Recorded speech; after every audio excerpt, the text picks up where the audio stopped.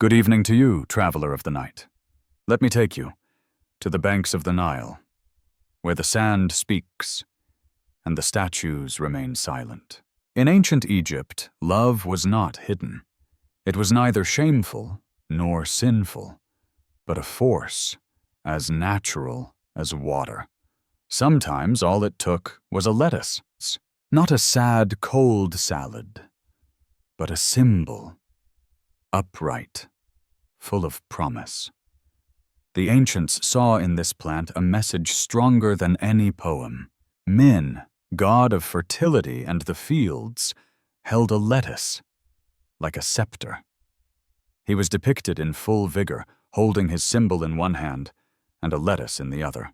Romaine lettuce stood tall with pride, and when it was cut, it bled milk, a white sap, thick and sweet, that reminded one of other things. The priests would say, "This is power, the strength of man, offered to the earth." It was no joke, nor rumor. It was a rite, sacred and sincere.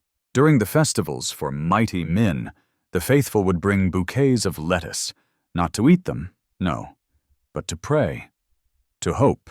Green leaves were laid at the temple, along with wishes for children or love. Women asked for fertility, men for a bit of luck. It was both an offering and a plea, an ancient meeting with destiny, and amid incense and songs, the lettuces became prayers. People also believed in their secret power. Lettuce could heal, they said. It soothed pain and rekindled desire. Is it true? Perhaps. But for the ancients, that was enough. Because sometimes, what matters is not the effect, but the faith you place in it. The texts painted on the walls often show lettuce as an offering. Even in tombs, it appears, as if the afterlife had its desires too. A man once asked in his tomb, "Give me beer and lettuces." A final wish, sweet and earthly. Ancient Egypt was not prudish, nor was it crude. It was direct and poetic. It looked at the body without turning away. And if a plant could symbolize love, then why not the lettuce? Upright, white, offered, it spoke what hearts kept silent. It was a world where desire had its place in the temples, where love was not whispered, but sung, celebrated, painted. And this was only the beginning, for the story of the body, of love, of wisdom and breath, was just beginning. In the quiet breath of warm alleyways, the women of Egypt carried sweet secrets, not in their pockets, but in their plants. Desire, caution, healing. They knew, long before the doctors, how to avoid an unexpected pregnancy. No pills, no modern hormones, but resins, gums, offerings. One of the most precious? Acacia, a soft gum, slowly fermenting, creating an acid, discreet and protective. Mixed with honey, with dates, it became a barrier and a blessing. It was introduced gently before love. It wasn't taboo, but a care, a conscious act, calm without violence. Some preferred more rustic methods, bread soaked in fig juice or dried crocodile dung. Yes, strange, but full of faith. They believed the sacred animal guarded the entrance to the Nile and the body, and its strength, vigilance, presence would be passed on to the woman. Egyptian medicine never separated the body from the soul, nor the invisible world. Each plant was a prayer, each gesture an offering. They called on Isis, Hathor, or Tefnut, each guardian of a feminine aspect. And under the moon, Words were whispered in the warm silence of bare rooms. But it was not just science. It was tenderness, too, shared experience. Women spoke to each other, softly. They exchanged recipes, precautions, memories. Midwives listened more than they spoke. They touched wrists, read gazes, they read the skin, and the silences. And sometimes, women sensed life before the delay of the moon cycle. The test was simple, a bit of urine on barley or wheat seeds. If it sprouted, it was a sign. If not, they waited a little longer. Surprising? Maybe, but often true. The body spoke, and they knew how to listen. Nothing was dirty. Nothing was shameful. Nature and magic walked together, hand in hand, like two sisters. Like two. Recipes varied by region. In Thebes, they preferred smoked myrrh. In Memphis, seeds heated at dawn. Each home guarded its own secret tradition. Some women wore pearl necklaces soaked in sage infusions. These necklaces were then gently pressed against the skin for several nights. They said the warmth absorbed the magic and the body recognized the intention. It wasn't about blocking life, but guiding it at the right moment. There were also special baths, long infusions of lotus flowers, mint, and sometimes fenugreek. Women sat in them silently. They let the water wrap their bellies and whispered wishes to ancient spirits. The warm water became an intimate sanctuary, an invisible barrier, soft, fragrant. Even men knew certain gestures. They were taught patience and listening. They massaged their lovers' backs with hibiscus or frankincense oils. It wasn't mere pleasure, but a recognition of the sacred feminine. Love in Egypt was an offering, not a conquest nor a duty. Medical papyri described the recipes with precision, care, and sometimes poetry. They spoke of rest for the fertile body or rest for the unplanted seeds. Transmission was done through voice. No books to take home, but whispered songs, quiet tales recited by lamplight. A world where words carried weight, and each one healed as much as the herb. Mothers taught daughters, laughing, and aunts told soft stories. Thus was born the wisdom of the womb, not imposed, but offered, received, passed on. It was an art of living, of listening, and of loving without fear or punishment. Sometimes, in the silence of summer nights, circles of women gathered outside. They sat on linen mats, surrounded by incense, bowls, and warmth.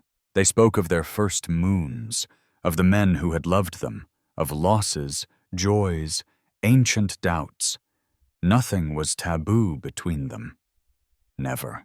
The moon became witness, confidant, and each story gave a bit of truth.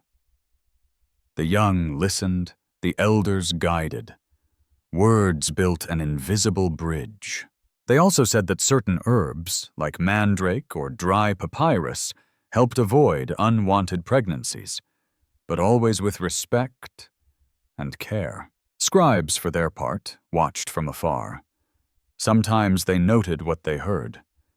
But this knowledge was essentially feminine, rooted in the body, lived experience, tenderness. Temples had their secrets too. Some priests knew the elixirs, passed on by protective deities in dreams or sacred visions. The human body was a small temple, and every intimate act a possible offering.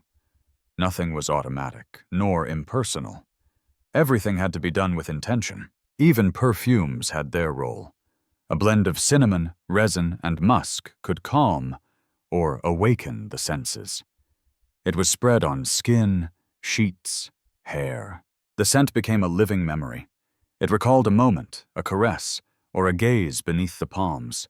Desire, once more, was a prayer. Thus lived intimate knowledge, discreet, shared, and free. Not punished, nor erased, nor forbidden, just offered, with care and kindness. And when old age came, Women did not lose their role. They became guardians of memory, living libraries of deep wisdom. They advised, supported, soothed. Their wrinkles were silent verses, written by time and tenderness. And young women still listened to them. And then sometimes a glance was enough. A smile in the morning light, a discreet gesture, a forgotten perfume. All these guided secret decisions, to open to life or hold it back. And no one had the right to judge that choice. Intimacy was respected like a temple. Even the walls of homes listened gently, and the stars seemed to understand too. Thus lived intimate wisdom in an ancient world never extinguished. A world where the body was heard and desire honored without fear. Virtue, a word so often repeated. But in ancient Egypt, it resonated differently. There were no walls of silence, nor chains forged by shame. Virginity was not a trophy, nor a debt owed to family, nor a proof to defend at dawn. It was simply a transient state, like dew before the sun, a moment before living others. Ancient texts speak of young girls, without fear, without condemnation, and above all, without ritual obsession. There was no celebration of the first time, no inspected sheet, no speech about lost honor. A woman's worth wasn't there. It was read in her gestures, in her voice, her home, her wisdom. Unions formed with calm.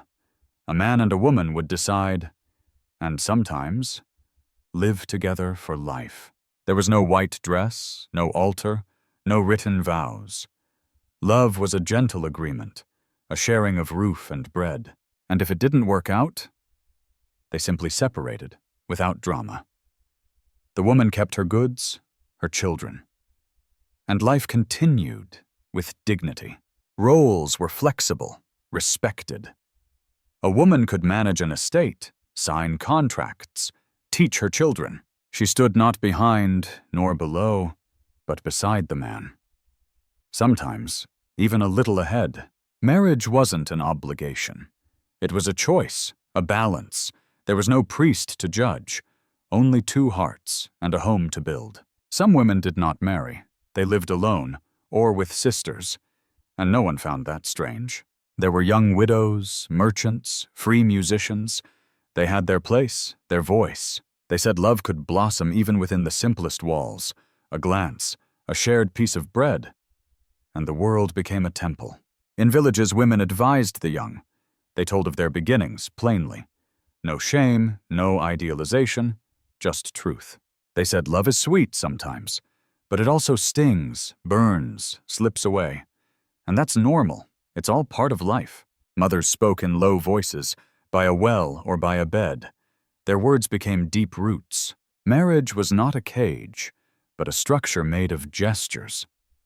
It had to be fed day by day. Sometimes it crumbled, and that was allowed. No one swore eternal fidelity, but tenderness and companionship were hoped for, and when they were missing, people left. The gods did not punish broken love. They watched, but condemned nothing. Even the Nile changed its course. Why should humans remain fixed? The songs found on papyri tell of love with rare honesty. We read, "Come to me tonight, for your breath is softer than water." These poems came from the heart, from both men and women. Their voices still ring clear today, across centuries, sands and time. Artists carved couples embraced, not to shock, but to celebrate. Tenderness was an ancient art, and union, a subject worthy of temples. Even tombs told stories of love. A man and a woman sculpted together, hand in hand, for eternity. No lone heroes, but bound duos. There were also unions without children, and this wasn't seen as failure. Some couples simply lived the moment, without plans, pressure, or regret. Happiness had no model, and no one imposed a script. Each home was a unique story, made of silences, meals, glances. Even in royal palaces, where strong heirs were expected, women loved without being queens, and men listened without commanding. Everything wasn't perfect, of course, but ancient Egypt was not cruel. It embraced nuance and diversity, and let the heart breathe. For in the end, to love is this, to open a space and respect it, and sometimes to enter it together without fear. And in the houses made of brick, one could sometimes see two shadows dancing, not for others, but for themselves. A laugh, a hand on the shoulder, and that was enough to name it love. No ring, no witness, no contract. Society allowed the flexibility of the bond. No rules carved in stone, but customs, traditions that evolved. Children were born of these gentle unions. They grew among tender gestures and voices that sang peace. Even disputes had their place, but they were carried with dignity. There was no shouting in public, for silence, too, was part of the bond. Elderly women shared their memories. Simple marriages, starry nights. They said, "To love is to begin again." Each morning, each evening, each season, And if solitude came one day, it wasn't shunned either. It was part of life's cycle. Union, separation, tenderness. All were part of the same river. Like the Nile, love flowed. Sometimes gently, sometimes fiercely, sometimes nearly dry, but it always returned. In a glance, a song, a hand. Thus was ancient marriage lived, without chains, without spectacle, but with depth, respect, and human rhythm. Let us now speak of gilded palaces, sculpted thrones, and blood-bound decisions. For at the summit of ancient Egypt, love became strategy, power, duty. The people lived their unions freely, but kings, they followed different rules. No freedom in their marriages, but alliances sealed by blood. Pharaohs were sons of the gods. They claimed descent from Ra or Amun, and like the gods, they imitated them. Isis was the wife of her brother Osiris. Their sacred union gave birth to Horus, so the kings did the same. They married their sisters, half-sisters, nieces, not out of desire, but of duty, to preserve the divine lineage, to keep foreign blood from touching the sacred throne. In these power-driven marriages, love had little room. But sometimes it appeared, quietly. A sister became a faithful advisor, sharing the throne and the silence.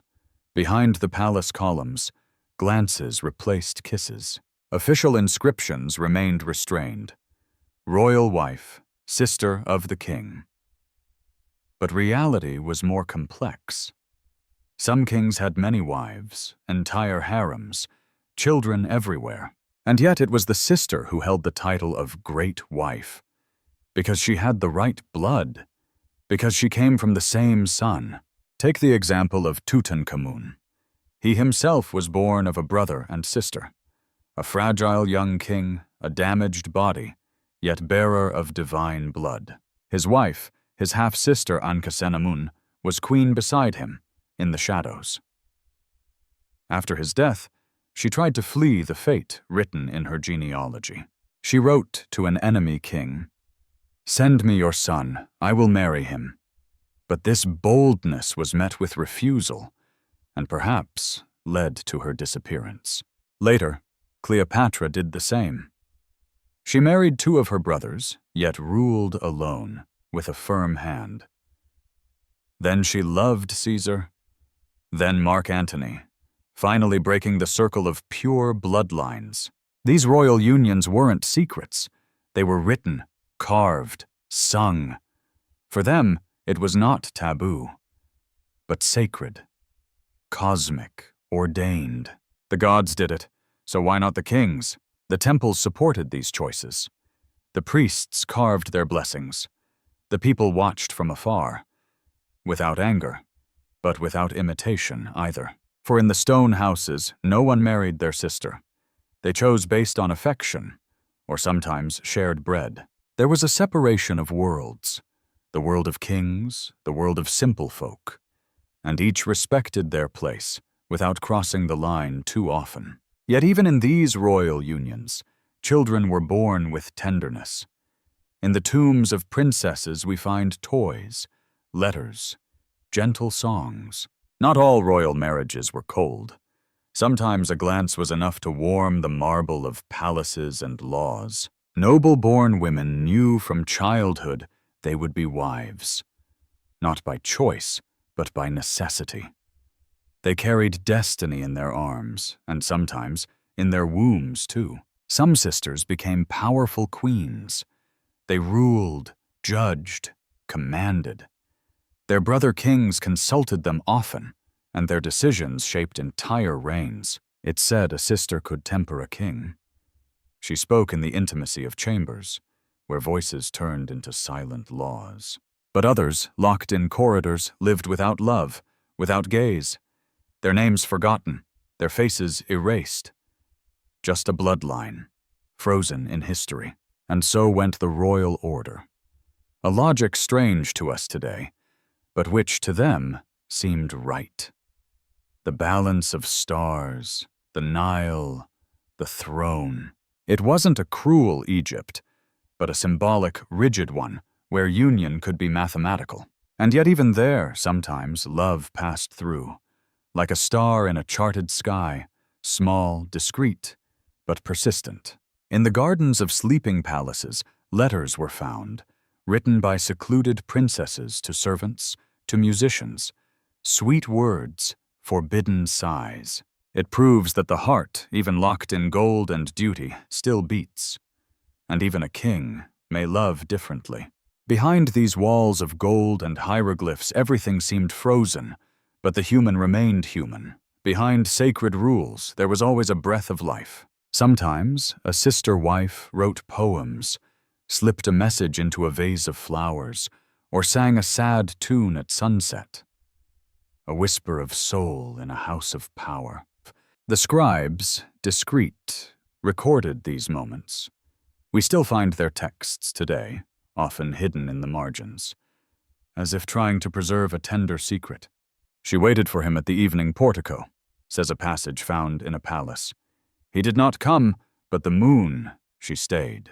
Even in broken royal families, memories of love endured. A gifted bracelet, a shared fruit, a letter never sent. These too were kept, sometimes buried with the mummies of forgotten queens. Simple jewelry, children's toys, ivory combs worn by time. Egypt knew that nothing is eternal, except perhaps the memory of a tender gesture.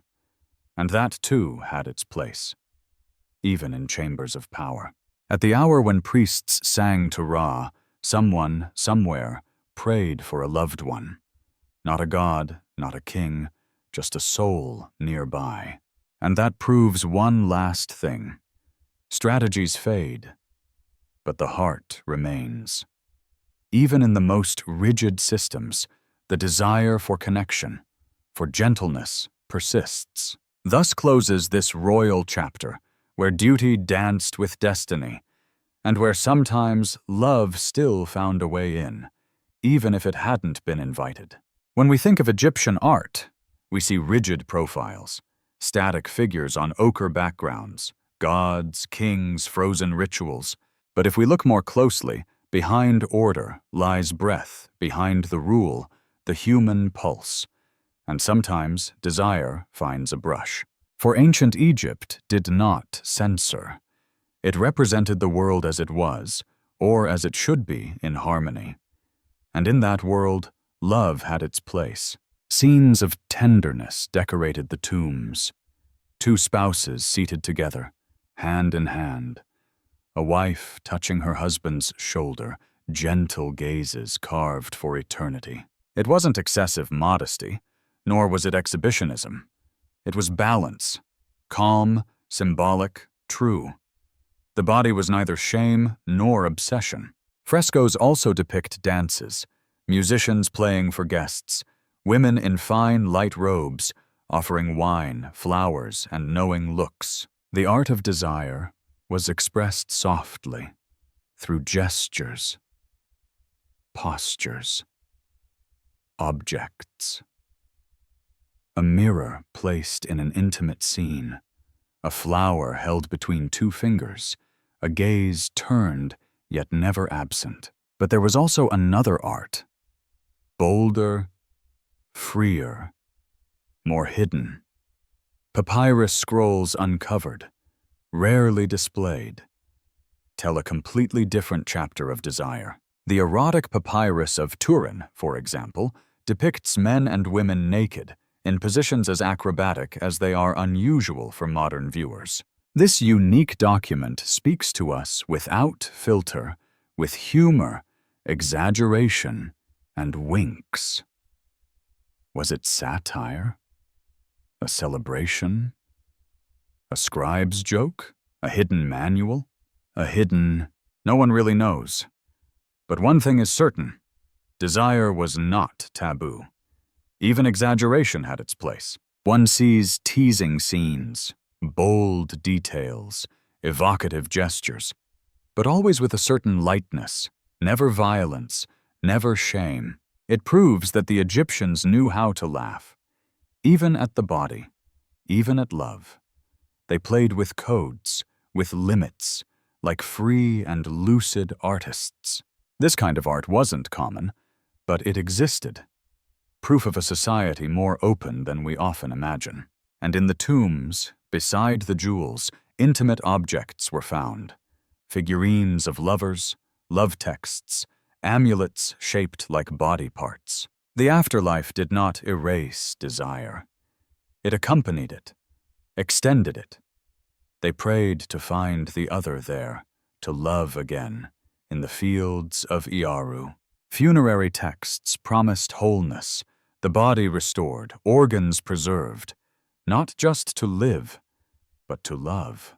Osiris, god of death, himself was reconstructed piece by Isis, and in that divine act of rebirth there was also an embrace, a child. Horus. Love traversed tombs, centuries, hieroglyphs. They wrote to my beloved on the walls, slipped a note beneath a jar. Even coffins told of tenderness. May she rest beside me forever. May he hold me still in the eternal night. Thus, art became memory of the bond, and desire, a silent prayer engraved in stone, so as not to be forgotten. Desire, then, wasn't accidental, but an integrated part of life. One was born, one loved, one died, and loved again, in other forms. In modest or wealthy homes, the language of the body was shared. A perfume left on a cloth, a jewel passed from mother to daughter, or a song murmured between spouses. Even children heard stories where hearts beat fast, where gods themselves sought embrace, not to shock, but to teach that love is part of the world. Tales spoke of romantic pursuits, of stolen meetings under moonlight, of hands brushing scented skin, of promises whispered between sheets. They offered flowers, necklaces, or baskets of juicy fruit. The language was poetic, delicate, yet always present. Even animals inspired tenderness. Cats lying together in paintings, birds singing in pairs in spring. Everything seemed to share in the cycle of connection. And then there was the art of writing. Some papyri overflow with poetry, written not for kings, but for a beloved, real, living person. Your voice is sweet as cool water. I wait for you in the shade of the fig trees. My arms are empty when you leave. These simple, precious lines reach us after 3 millennia, and they still carry their warmth. No need for long speeches, no need for temple or altar. A pen, a heart, a moment was enough. Thus, ancient Egypt painted desire as it painted the Nile, a natural, vital, constant flow. It made it neither a secret nor an obsession, but a truth. Engraved, offered, passed down, like a light in the sand. And when the stars appeared, and silence fell upon the shores, one knew that there too, in the dark, someone was whispering, "I love you." Even in religious ceremonies, the body and the heart were not forgotten. Priestesses danced barefoot to the rhythm of the sistrum and tambourine, honoring Hathor, goddess of love. They wore flowers in their hair and dresses light as the wind. Their gestures were not provocative, but graceful, rhythmic, full of meaning. For love and beauty were sacred, linked to fertility, to joy, to the very continuity of life itself. In temples, couples were sculpted, kings and queens, side by side, not as war leaders, but as partners, as mirrors. It was believed that love made one strong, that a balanced household upheld the state, that a fulfilled heart supported cosmic order. Love was not a distraction, but a building block of the world, an invisible pillar in the temple of reality. And even today, those images live on, in stone, in forgotten verses, in every trace of a loving gaze from the depths of history. Chapter 6. The Harmony of Body and Soul. When the waters of the Nile covered the banks, when the fields turned green under the rain, the ancient Egyptians saw it as an awakening, a return to life, to fertility. And in this sacred cycle, the body played its part. Their vision was not divided. Soul and flesh formed a whole. No shame, no strict separation. What was natural was also spiritual. They walked naked in their homes, bathed in open pools, fell asleep on starry rooftops. Nudity was not a threat. It was peaceful, free of fear or forced desire. The body was washed with care, anointed with soft, fragrant oils. Each gesture was an offering, an act of gratitude for life. Women and men alike shaved their bodies with precision. They cared for their skin, nails, teeth, hair, and breath. Beauty was not superficial. It was a sign of order, of balance. Like a clean house or a neat field, a well-kept body reflected a calm soul. Mirrors of polished copper gleamed in the sun. Makeup boxes held red ochre powders, black coal, ointments, perfumes, and combs. They didn't wear makeup to seduce, but to exist in harmony. Coal protected the eyes from sand. Oils nourished the skin of the desert. Children grew up in this world, watching their parents, copying their gestures. They learned to honor their bodies as one honors a temple or a god. They danced to the rhythm of sacred drums. They sang the hymns of dawn. And in these movements, these soft voices, the body became an instrument of the sacred. Physical pleasure was not demonized. It was neither hidden nor overly glorified.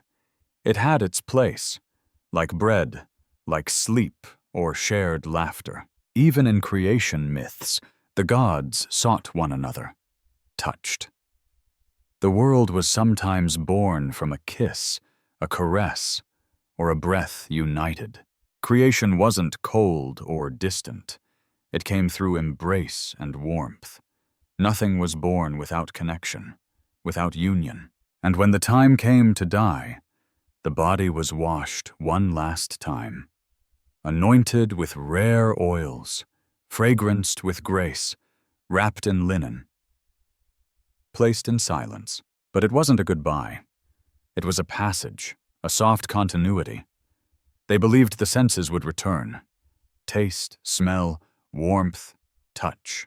In the fields of Iaru, the peaceful beyond, one would find again beloved hands, glances, voices, simple gestures. The body would be reborn, intact and light. Thus their philosophy of the body was full of balance and respect, without guilt, without excess, just a quiet recognition of what we are. 2. The silence around the body was never neglect. It was listening. It was peace. Gentle gestures, slowness formed an invisible dialogue. In some temples, prayers were said for the hands, for the legs, the loins, even for the hidden organs. Every part of the body had its place, its sacred name. Every corner was light, inhabited by a divine spark. The body was not a burden, but a vessel for crossing life, a fragile travel companion to be honored and loved. Even in old age, they did not speak of decline, but of transformation, of cycle. Wrinkles were living hieroglyphs, etched by sun and time. Gray hair was not shame, but a crown of the journey fulfilled. Care was given to the elderly, their feet, their hands washed with tenderness, slowness, and respect. Pregnant women were blessed, surrounded by songs and amulets. Protective images were painted around their beds, on their walls. The goddesses Hathor and Taweret watched over each new breath, for the body was not isolated. It was a link between generations, a bridge between earth and sky, and a silent witness of the ages. Even pain had its place, for it reminded of fragility.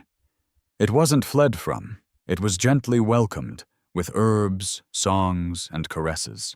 And then, touch. A simple, powerful, daily act. A child against its mother, two brothers embracing, or lovers upon waking. All this was language, truer than 1,000 words. A living, humble art, whose secret ancient Egypt kept. So when night falls and our tired bodies rest, perhaps we can learn from them. Slow down, breathe, feel, and simply be present. For the body is not an obstacle. It is a silent poem written by the soul at every moment. And when we truly listen, the whole world feels gentler. And in the quiet houses, along earthen alleys, in the evening, they gently massaged one another. Children listened to stories while hands soothed. The elders told of creation, not with books or sermons, but with a palm over the heart and breath in the voice. They said the world begins where the body finds rest, where the heart finds its rhythm, where the eyes dare to close. Even dreams were sacred. Dreams came to touch the skin, brush the nape, sit at the feet. A message from the gods, perhaps, or a memory of another life. The body slept, yeah, but the soul traveled among stars. And in the morning, stretching slowly, one still felt the trace of the sky. Thus the body was lived, every day, neither worshipped nor ignored, but honored. And in that gentleness, the Egyptians found peace. You too, perhaps, tonight, feel that peace rising like the moon, speaking softly to your breath and whispering, "You are home." When one thinks of Egyptian art, one imagines motionless gods, hieroglyphs etched with precision, profiles painted on ancient walls. But sometimes they drew differently, for play, for boldness, for tenderness, because even solemn civilizations hold a spark of humor within. There exists a famous papyrus, fragile and yellowed by time, known today as the Turin Papyrus, a treasure, yet not for cautious museums. On its pages of vivid black ink, we discover a surprising world. Men and women unclothed, in joyous, sometimes acrobatic poses. An art far from austere temples, but filled with lightness and mischief. We sense secret winks, inside jokes between initiates. Was it a manual, a poem, or simply a jest meant to elicit laughter? Scholars still hesitate. But what's certain? They knew how to enjoy themselves. Desire, in those ancient drawings, was not a threat or a shame. It was a playful exchange, a gentle sharing, a dance between two awakened souls. In other, more discreet frescoes, one sees couples touching, embracing beneath fig trees, or slowly passing fruit to one another. A juicy fruit, a furtive caress, and one understands without words that love lived there, peacefully. Even the gods were not spared from this human, carnal aspect. Min, the god of joyful fertility, was always depicted upright, holding a proudly erect symbol. But he did not frighten. He protected the crops, the women, and nights too silent. Artists felt no need to conceal their intentions or their laughs. They painted what they saw, what they felt, what they hoped. Even in sacred tombs, we find gestures of simple love, hands searching for each other in the dark, lips brushing silently. These scenes shocked no one. They comforted, they reassured. They said, "You will not be alone, even on the other side of life." The art of desire was not vulgar. It was precise, symbolic, poetic. A curve, a half-open flower, a lotus floating on a pool. The ancients knew that humor, like pleasure, softens the breath. They invented wordplay, double-meaning images, songs full of subtle innuendo.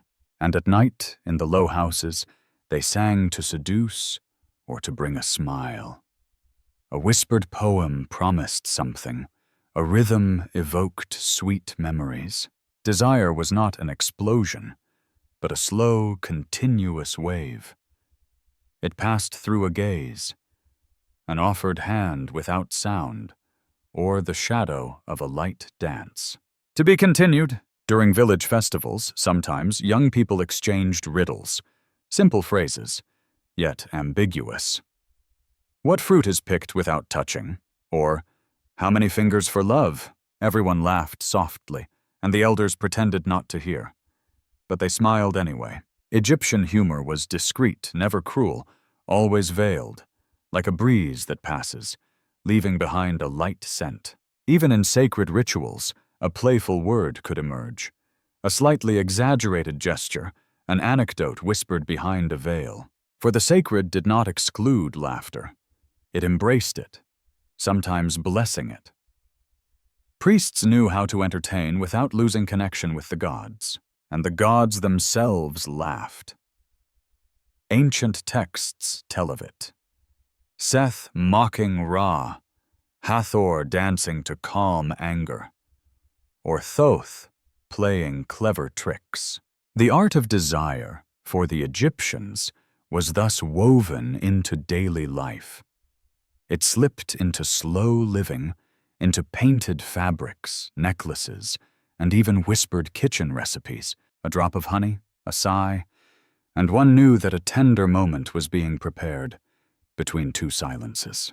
Women knew how to charm gently, not by force, but by presence. Their walk, their steady gaze, their voice soft like the Nile at dusk. Men answered with simple gestures, bringing fruit, a piece of jewelry, or drawing a lotus in the sand. Desire needed no cries. It lived in the details, the breaths, the pauses between two laughs. Even at the edge of death, spouses would ask, "Will you still be there, in the fields of Iaru?" And funerary paintings replied, yes.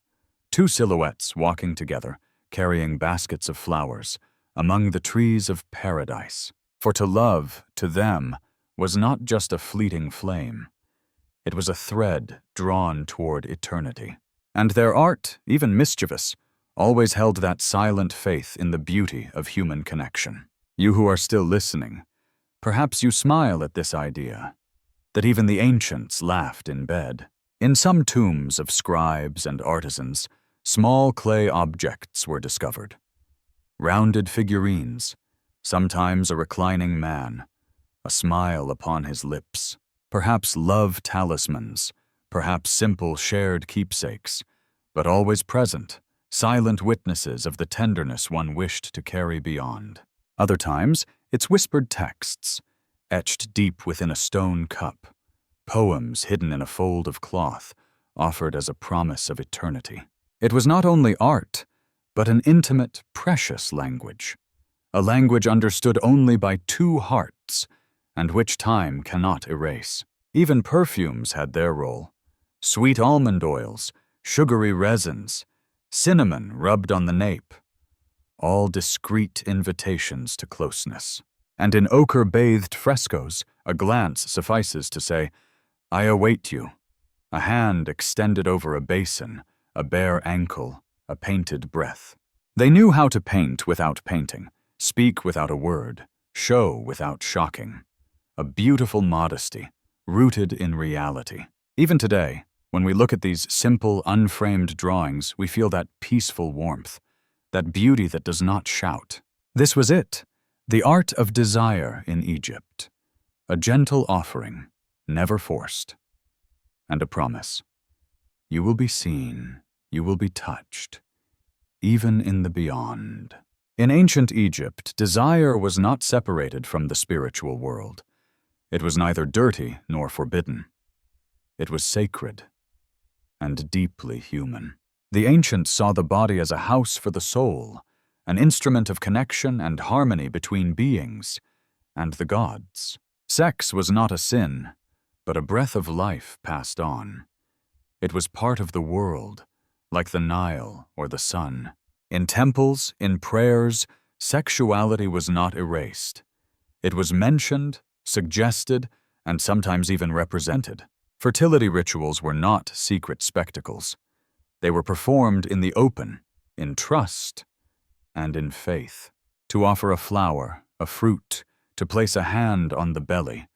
These gestures were soft prayers, requests for balance and abundance, because everything was connected. Love, rain, the seasons, the growth of crops and children. The gods were not neutral. They loved, desired, engendered. Osiris was killed, then restored. And despite his cruel dismemberment, Isis reassembled his body to conceive Horus, the just. It was not a shame, but a triumph of life. And sex was part of that triumph. The priests knew these stories. They sang them during ceremonies, engraved them on stone walls, passed them to future generations. Even ritual objects bore symbols of fertility: pomegranates, lotuses, goose eggs, or blooming papyrus stems. All of this spoke of connection, of passage, of transformation. To love was to participate in the universe. To be continued, in certain remote temples, priestesses danced at twilight. Their gestures were not meant to seduce, but to invoke the fertility of the world. Each movement imitated nature, the sprouting of wheat, the rise of the waters, the wind that caresses the skin. Sex, for the Egyptians, was not only between two bodies. It was an energy, a rhythm, that linked the visible and invisible realms. When two beings united, they did more than share a moment. They reenacted a cosmic act, like Isis and Osiris, like the earth receiving the rain. This deep respect for the body was also found in cleanliness. The Egyptians washed daily, used oils and perfumes, and wore fine linen garments. To present oneself clean and perfumed was to honor the other, to show that one saw them as divine. Even mirrors had their magic. Fashioned from polished bronze or silver, they reflected more than appearance. One looked for a spark of soul within. Young girls would gaze into them before festivals, offerings, or meetings in the garden. Eyes painted with kohl, lips tinted with henna, not to mask, but to reveal. Young men also prepared themselves, closely shaved, smoothed with soft oils, approaching like priest lovers, with respect and gentleness. And when love took place, it was often in the shade of a fig tree, beside a pool, under the calm sky. No shame, no hiding. Just two bodies, two breaths, connected to nature and the stars. Afterward, sometimes, they thanked the gods with a song, a whisper carried by the warm wind, a gesture toward the stars. For the ancient Egyptians, love was never solitary. It was seen, accompanied, blessed. Even funerary texts spoke of that eternal union. They promised, "You will find your body again. You will unite again in the light." The fields of Ayaru were a place where hearts were never lost. One lived there, loved there, in infinite calm. And if life sometimes wounded, if a love was lost or broken, One wrote a poem, offered a faded lotus to the Nile, and waited for the return of the breath. Scribes recorded these sorrows, but also the hopes. Each line on the papyrus was a prayer, a soothing. Thus the cycle closed: desire, union, separation, memory, and perhaps renewal. Sex, in that ancient world, was not a fall. It was a further step toward the balance of the whole. In the schools of scribes, young boys learned to read love in ancient verses and divine myths. Where other civilizations taught war, Egypt offered songs of tenderness. They recited seduction poems, letters sent by the Nile, simple words full of silence. Come to me as the sun comes, warm, slow, unhurried, yet certain. That was the rhythm of desire, neither hunt nor conquest, but a calling, a peaceful waiting. Some papyri showed scenes of a woman picking dates, while a man watches her, not with greed, but with quiet admiration. Aesthetics mattered as much as the act. The right perfume, a prolonged glance, an offering shared at the right moment. There was no exaggerated theater, only precise, sincere gestures. Even in children's stories, love was not disguised. It appeared in metaphors, like two birds building a nest, or a star watching over the moon. And if a child asked a question, no one avoided the answer. They explained calmly, with respect, with truth. Thus generations grew up, without shame of the body, without fear of connection, and with a deep sense of harmony. All this made love a path to wisdom, not a danger to flee. And perhaps that is what we have lost. But by listening to these ancient tales, by letting their words flow gently, we might find again something forgotten, but not lost. And now, dear quiet dreamer, the night is deeper, and the story leads us elsewhere. In the stone funerary chambers, we discover silent paintings, hands interlaced for eternity. The ancient Egyptians believed that love never ends, not with age, not with illness, not with death. They said, "You will walk again in the fields of Ayaru, and you will recognize the hand you once held." They placed gentle objects in the tombs of loving couples, mirrors, combs, farewell letters, sometimes even simple dried flowers. The tombs were not dark. They were decorated like homes, filled with colors, frozen music, memories, and whispered hopes. In certain funerary papyri, one reads written promises such as, "I will be your shoulder in the light beyond, and we will walk without end." This was not just poetry. It was a lived certainty, an invisible thread between this world and what comes after. Wealthy men had scenes of tenderness sculpted on their tombs, women combing their hair, husbands offering necklaces, or shared laughter beside a fig tree. Even the anonymous, without a statue, left chalked words, simple prayers, linked names, wishes to be reunited. This need to be together, even after the dust, went beyond temples and kings. For love, to the ancients, was not a fleeting flame. It was an underground fire, discreet, deep, eternal. To be continued. Even in the imagined afterlife, no one slept alone. One dreamed of a faithful companion or a lost spouse, found again there. Women asked to be reunited with their children, their mothers, and the simple gestures of daily life. Men wished to smell again the familiar scent of a skin, or hear a familiar laugh. They believed that in the fields of Ayaru, there were reed pavilions, freshwater pools, and trees with eternal foliage. There, one cultivated silence, walked slowly among the grain, and found again those they loved. And if one had been alone on earth, there was a gentle promise. Someone awaits you on the other side. They did not speak of harsh judgment, but of a delicate scale, where the heart was weighed against a feather of truth. And if the heart was light, freed from falsehood, then the door opened gently, and the soul passed. But even if it failed, another belief offered hope, that true love might intercede, and that a human bond could save a lost soul. Love was not just pleasure, but also a force of passage, a thread stretched between two worlds. Mothers prayed for their children. Couples held hands in the tombs, and the names of loved ones were chanted each year during offering rites. For as long as a name is spoken, as long as a memory exists, the loved one is not entirely gone. And in the eternal resting homes, walls were decorated with tenderness, not to impress the gods, but to remind the soul that it had been loved. Sleeping cats at the foot of the bed, lotuses placed near the mirror, all recalled the home left behind, and the one they hoped to return to. And in the great endless sleep, one hoped not to dream alone. Some poets wrote to the dead, as one writes to a distant friend. They said, "Your absence weighs heavy, but your laughter still floats here." Children drew figures, leaving messages under pillows or beside sweetwater jars, hoping the soul would see these signs. The rites were not grim. They were full of tender memories. Offerings included flowers, bread, wine, but also childhood songs, simple objects rich in emotion. Mourning was not a break, but a silent transformation.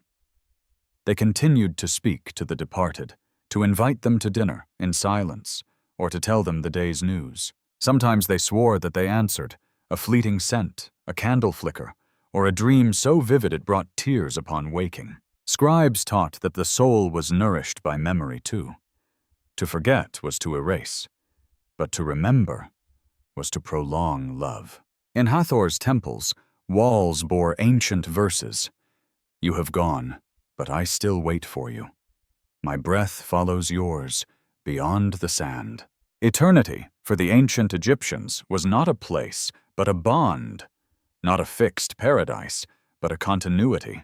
And in this thread, stretched between worlds, love was the needle that stitched everything together. So tonight, perhaps, someone thinks of you in silence. And you, dreamer, you are never alone. You are connected to thousands of souls, across time, places, lives. And like the ancients, you can believe that no love is ever entirely lost. In some quiet desert homes, they still whispered ancient prayers, not to powerful gods, but to loved ones. "Come back in a dream, touch my shoulder." A cup of milk was left at night, a lock of hair tied to curtains, and the bed shared with absence. All this was not superstition. It was the ancient art of loving for a long time, of keeping alive what drifts away. The wise would say, "The love you give never dies." Even if the body returns to dust, the bond weaves invisible paths. Tombs were only thresholds, never prisons of stone. Hearts still beat there, carried by those who remember. So close your eyes softly, breathe in sand and stars, and imagine a hand drawing near. Perhaps it's the one you await.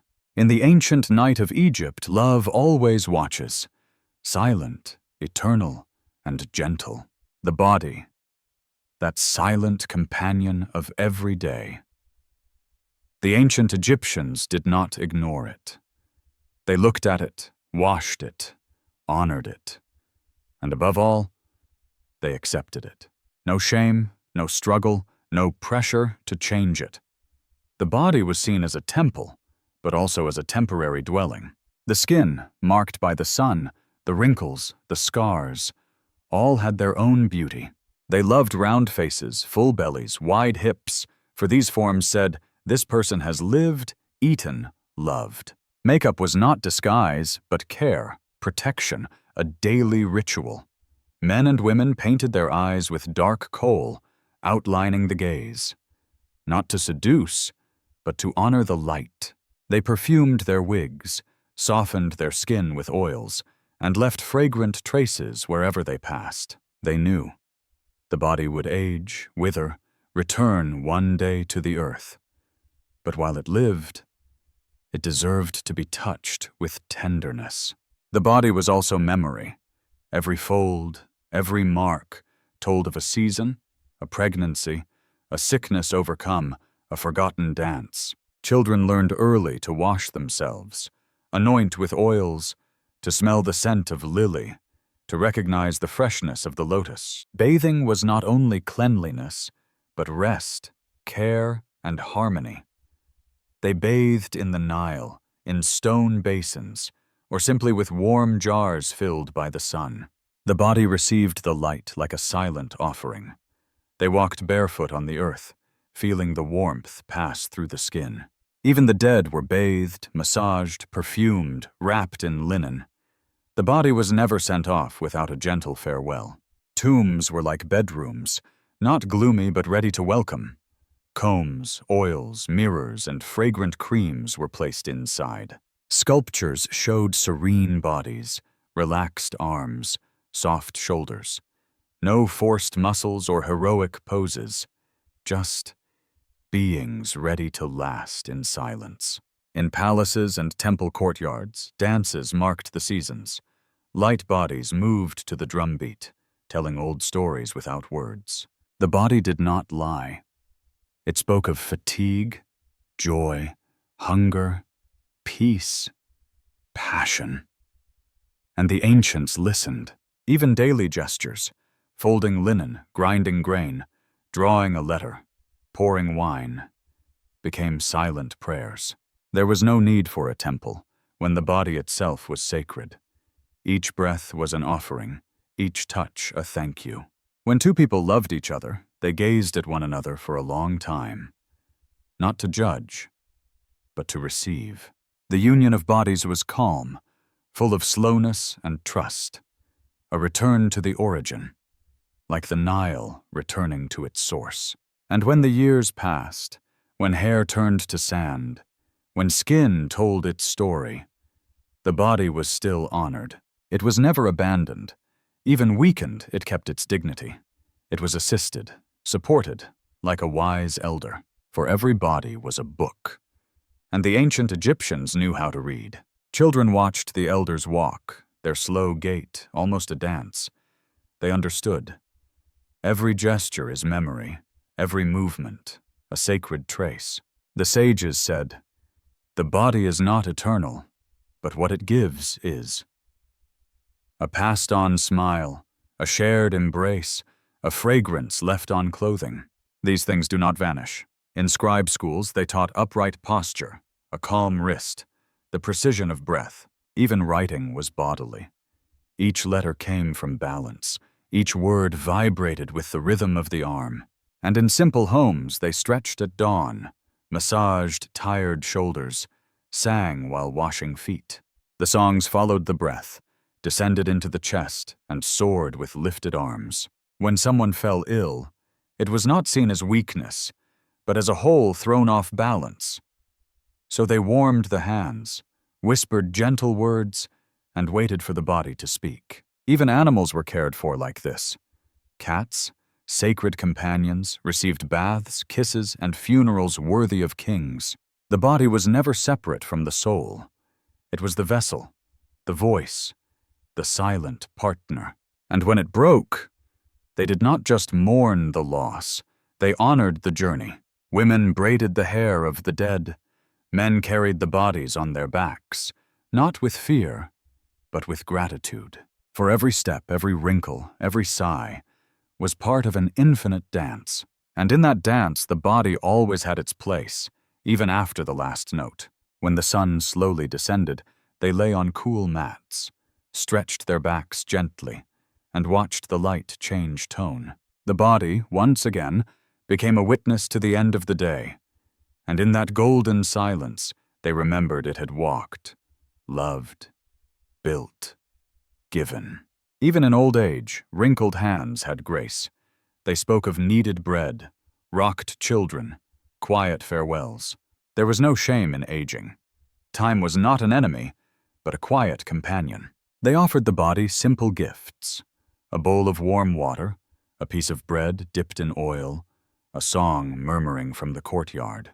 And the body responded, with a calmer breath, a subtle shiver, a softer silence. This is how the ancients lived, not in fear of aging, but in reverence for it. And when the final night came, the body was washed one last time, anointed with perfumes and prayers. Then it rested in the earth like a sleeping ship on the sand. Thus ends this meditation. On the body, the skin, the breath, and all that one day fades without ever truly disappearing.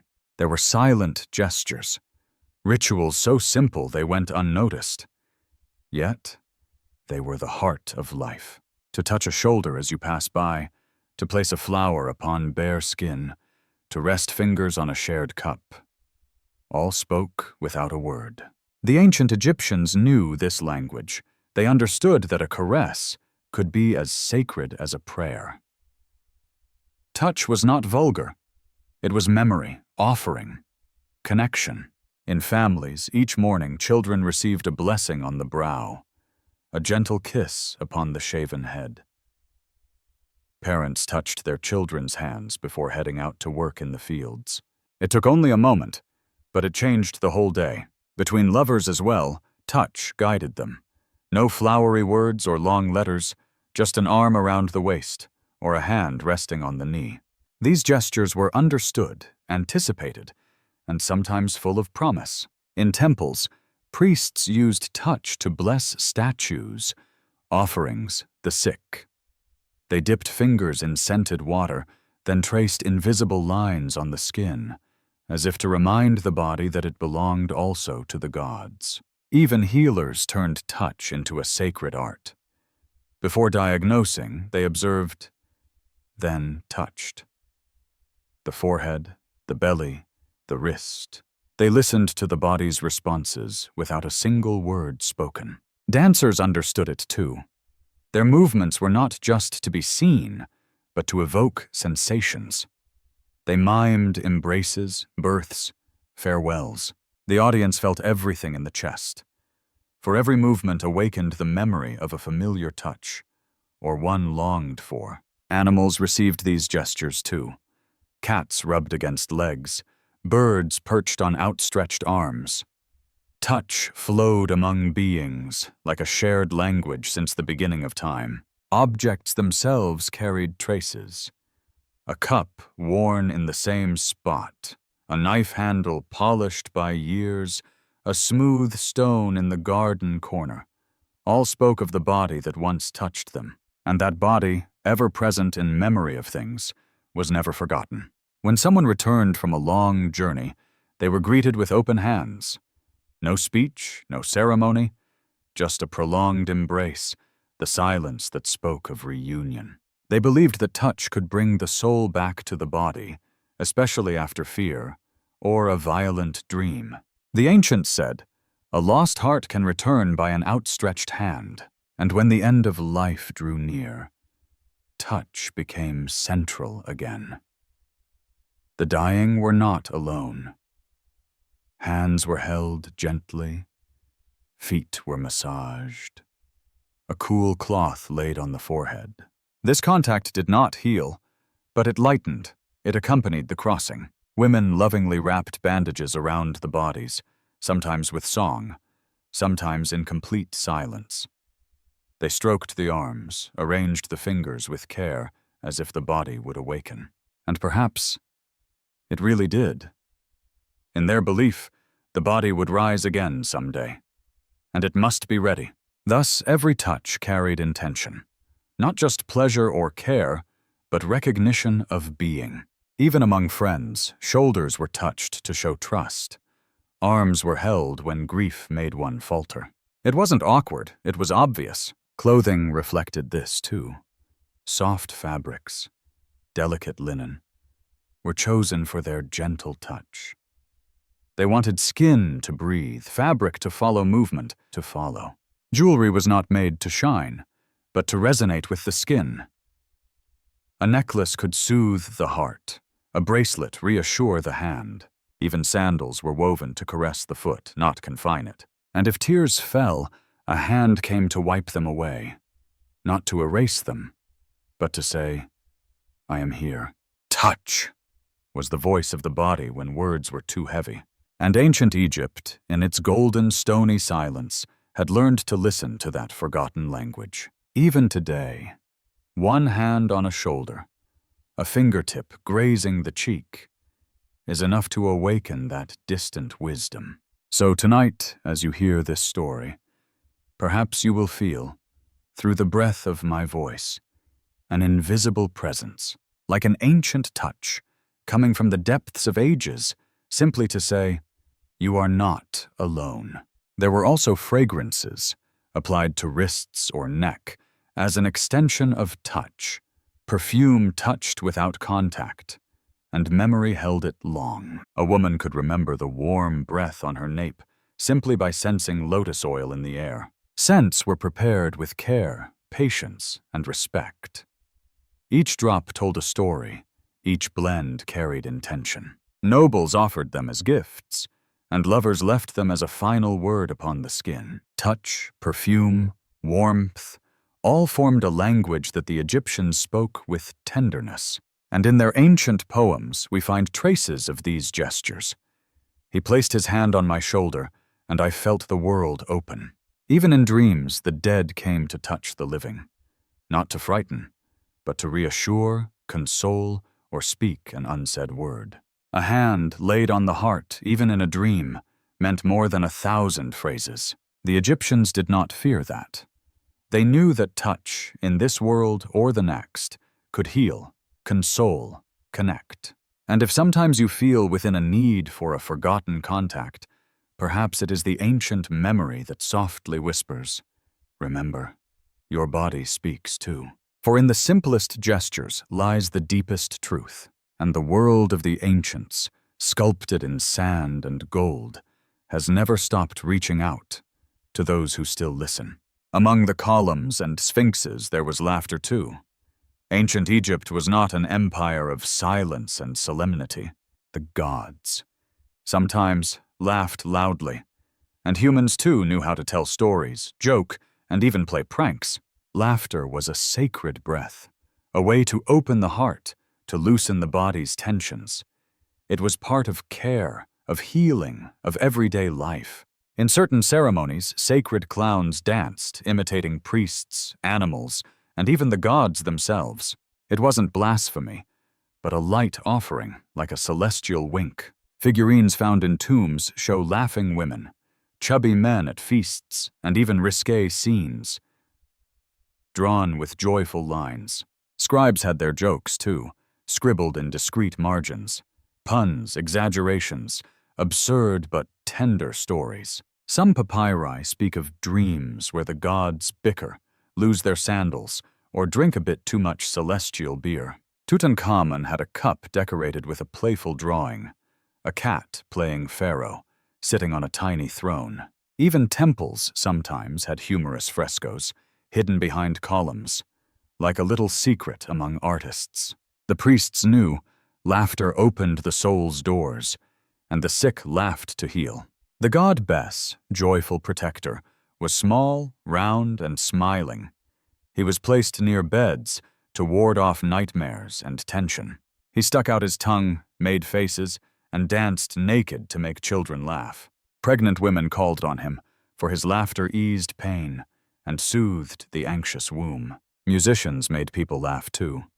Their flutes and tambourines accompanied light songs about failed romances, noisy neighbors, or donkeys too stubborn. People sang in the fields, laughed in public baths, and whispered silly things at the market. And when death came, they told funny memories, remembered clumsy moments, endearing nicknames, and shared bursts of laughter. For the Egyptians, laughing together was a way to live a little longer, a way to say to death, you can wait a little more. There were even games meant to provoke laughter. Animal imitation contests, stories told backwards, absurd riddles, and exaggerated pantomimes. Children laughed in alleyways, running between jars and donkeys. They scared each other for fun, then laughed even louder. Even grown-ups laughed with them. Laughter had no age, no rank, no hierarchy. A pharaoh could laugh out loud at a well-played scene. And lovers? They knew how to laugh too. Teasing, knowing glances, little unexpected gestures. A woman would place a flower in her lover's cup, just to see him smile. A man would imitate a stern god, just to hear his companion's muffled laughter. Laughter wove invisible bonds, stronger than linen and softer than dates. Even tired scribes at the end of a long day shared quiet jokes with nearby artisans. "If my brush were as fast as the Nile in flood, this fresco would be done by now." And the others would chuckle without disturbing the statues. For even the statues seemed to listen. Laughter, like the wind, slipped everywhere, in curtain folds, beneath sanctuary arches. They also told funny stories about clumsy gods, Thoth losing his inkwell, or Horus sneezing during a solemn speech. It wasn't disrespect, it was a living tribute, for the gods too had the right to be a little human sometimes. And when someone laughed too loudly, they'd say, "Maybe Bess just passed by." In the evening, around oil lamps, families would recount their day with sighs and smiles, and the laughter would fade softly with the flame into the silence of the night. But it remained in the air, like a suspended memory. And even today, when you laugh for no reason, maybe an ancient memory is gently touching you. Maybe a round-bellied god still dances in your dream, or a scribe somewhere adds your laughter to her notes. For in ancient Egypt, laughter was a sacred breath, and that breath still travels. In some delta villages, they made laughing dolls. They had round faces, cheeks puffed with joy, and movable arms to dance.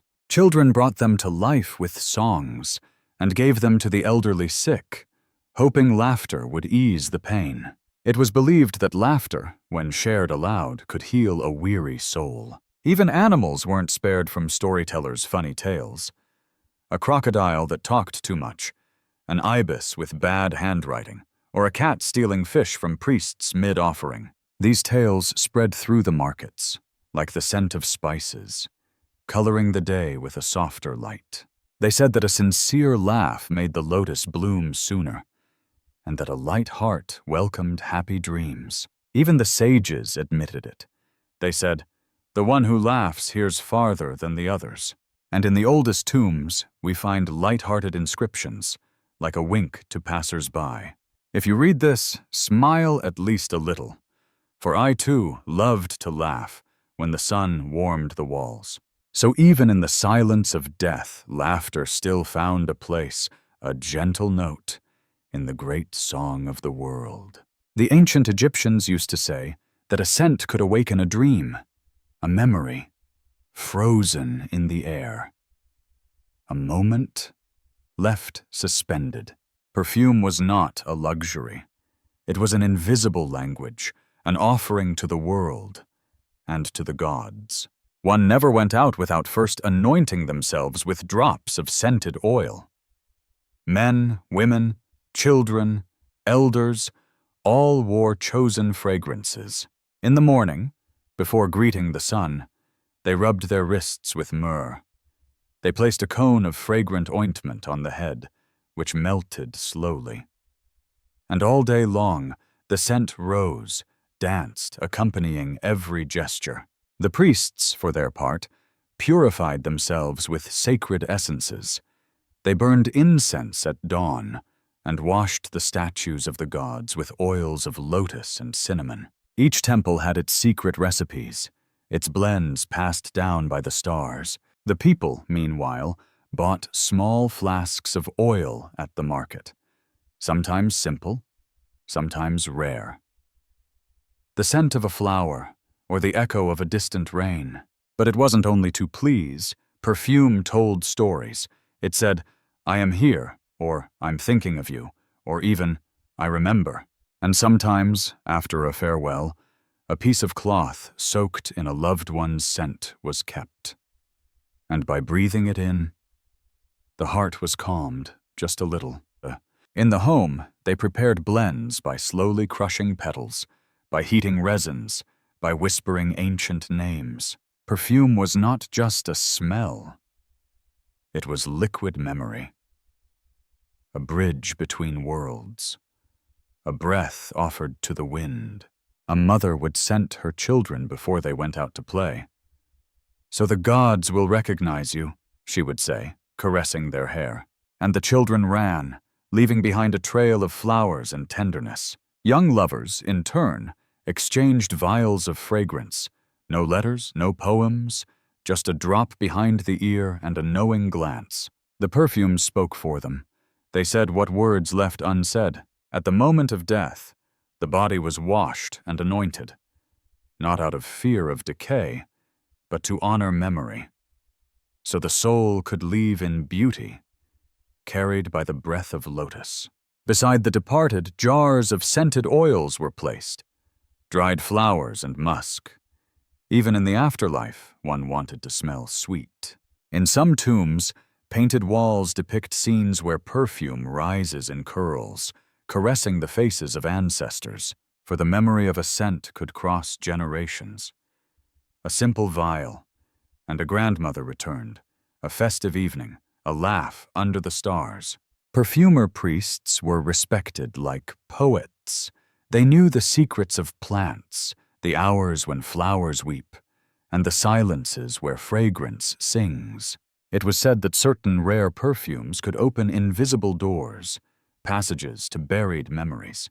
A man, upon smelling mint, wept without knowing why.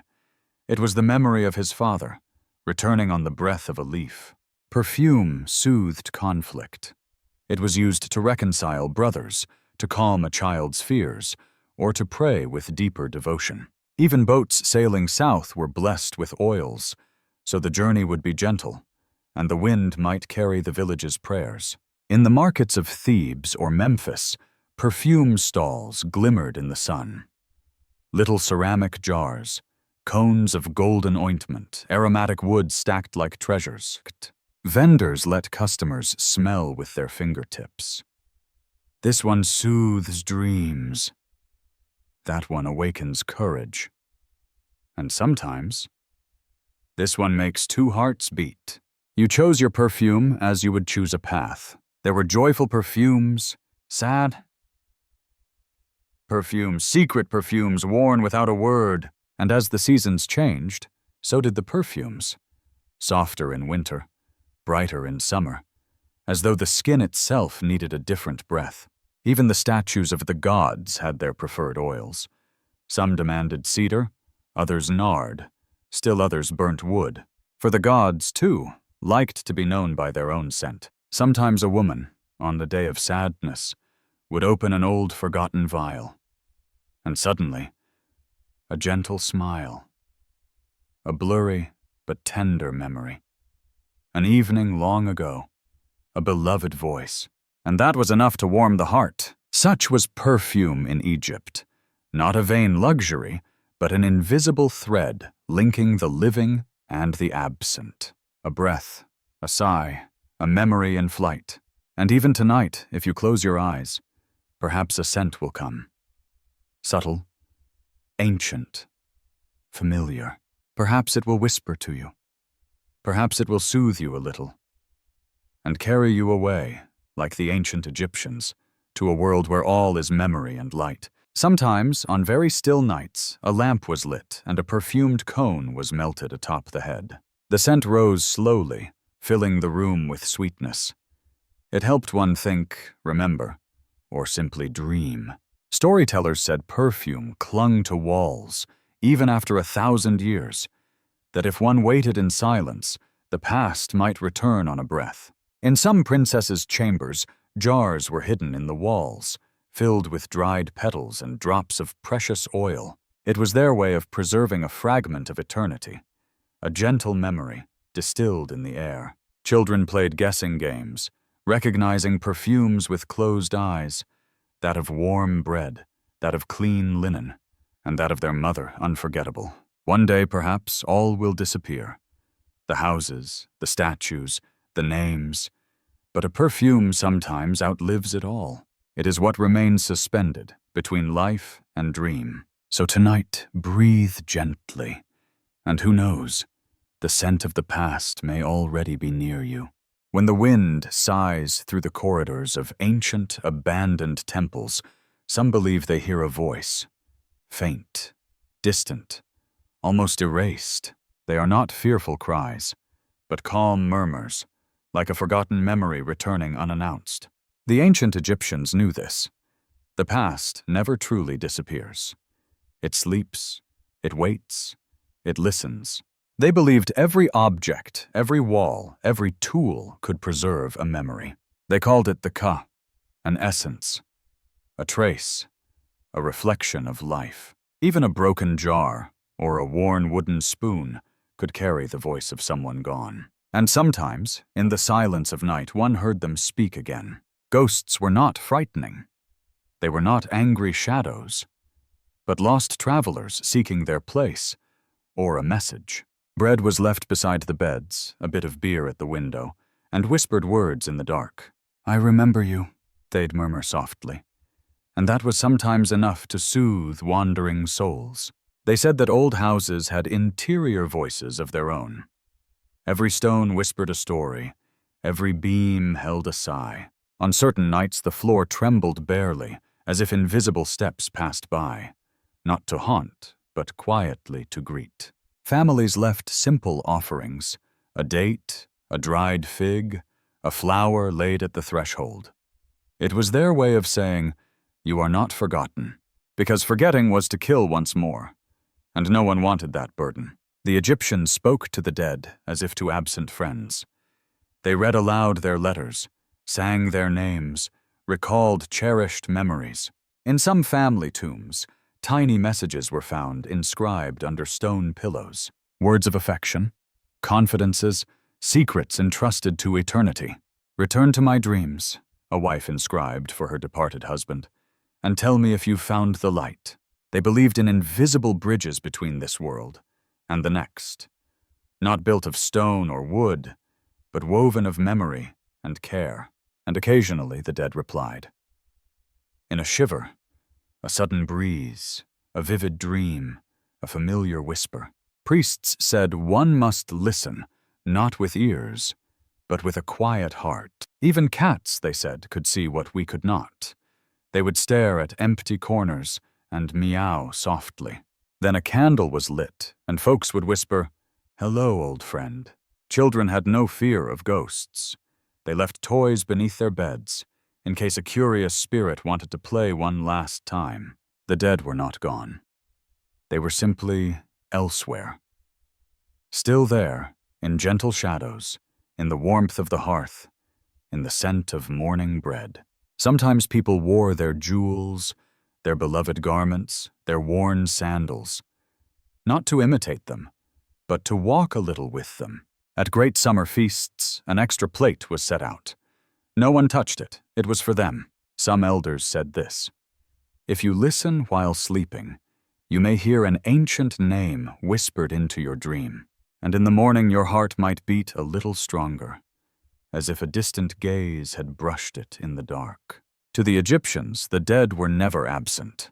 They were journeying, and every memory, every scent, every tender gesture was a thread cast toward them. So tonight, as you drift to sleep, fear not the silence. Listen closely. Perhaps an ancient voice still longs to tell you something important, something only a dream can hear. In the villages along the Nile, the elders told gentle legends of souls returning in peace.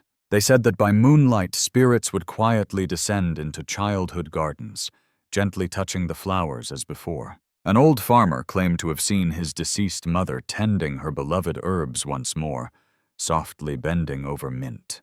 Children listened to these tales without shiver or fear.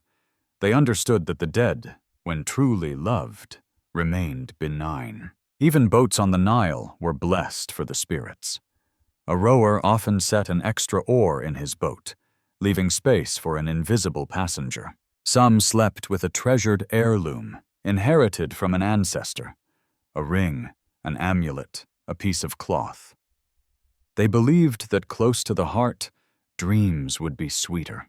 In the Book of the Dead, poetic instructions were written. How to cross the fields of Iaru, how to avoid snakes of doubt, and how to find the loved ones lost. All was written with care, as a map for the souls. And those who remained here could sleep peacefully, knowing that over there, all continued. At tomb entrances sometimes, musicians would play harps to welcome the newly arrived. No shouts, no tears, just a gentle melody of greeting. In the hush of empty temples, the walls still carry these vibrations. You only need touch them and wait. Perhaps you'll feel warmth or hear an ancient heartbeat, an echo from very far away. So tonight, dear listener, as your eyelids grow heavy, know you are not alone. Hundreds of ancient hearts watch over your sleep. They have seen you come. They have recognized you, and they whisper softly, "Good night, peaceful dreamer."